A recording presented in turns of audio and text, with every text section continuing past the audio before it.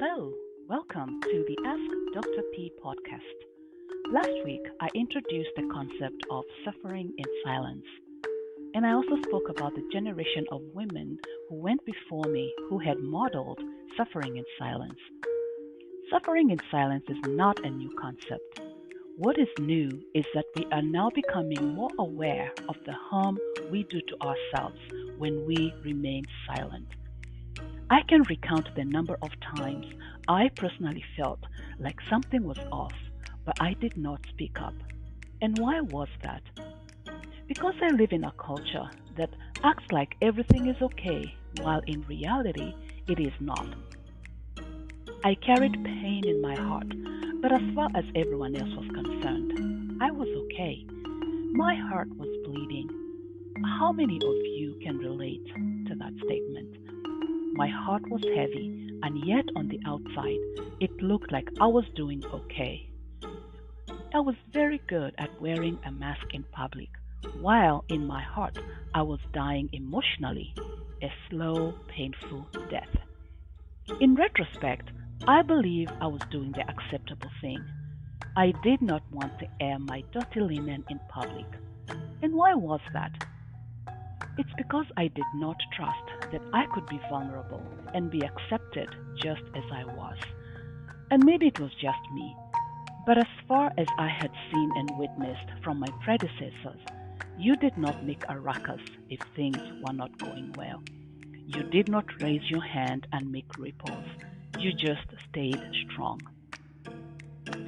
As the pain festered, it was like a wound that had a scab on the outside, but inside it was filled with pus and decay.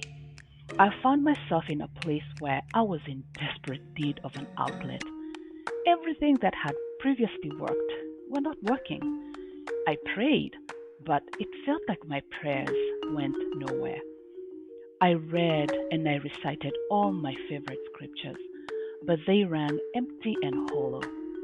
And so I began to feel like I had no one. Or so I had convinced myself, and I will talk more about this in subsequent podcasts. But for the moment, let's just say I had no one I could confide in. I felt lonely and alone. I did reach out to a couple of women, but I think at the time they did not know how to help me, or maybe they did not understand the extent of my pain.